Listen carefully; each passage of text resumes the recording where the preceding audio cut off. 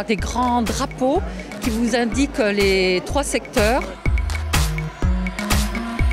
J'ai un CAP petite enfance. Depuis 10 heures, je fais que ce secteur de la petite enfance.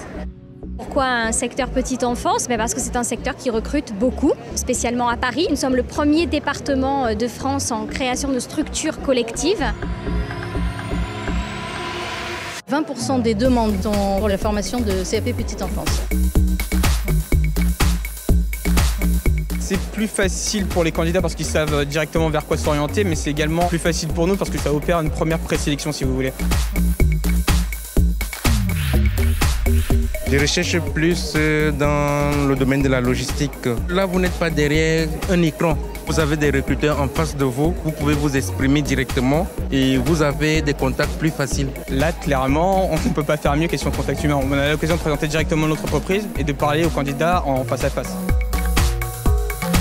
Aujourd'hui, je suis à la recherche, alors surtout de serveurs et de cuisiniers, de managers, de directeurs ou d'adjoints de direction pour Paris, région parisienne et la province, puisque nous sommes situés sur l'ensemble du territoire.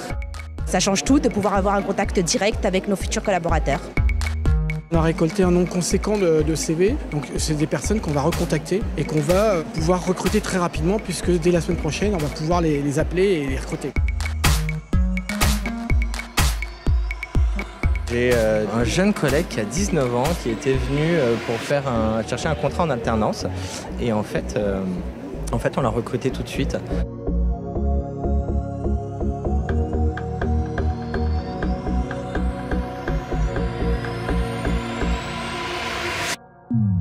L'accueil, ça se passe super bien. Il y a des gens qui nous aident, il y a des personnes super agréables. Ce petit livret, mine de rien, donne des adresses, des numéros de téléphone de gens potentiellement employeurs. Je suis contente d'avoir ça parce que je ne pars pas sans rien.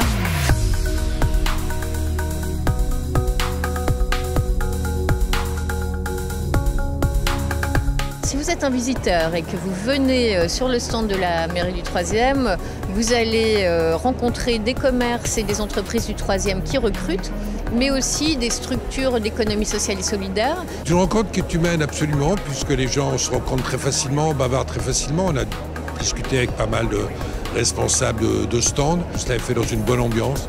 Je crois que ça va dans le bon sens. Ça te donne quand même une forme d'espoir et une forme d'humanisme dont on a vraiment besoin, qu'on est dans des périodes de recherche comme ça actives.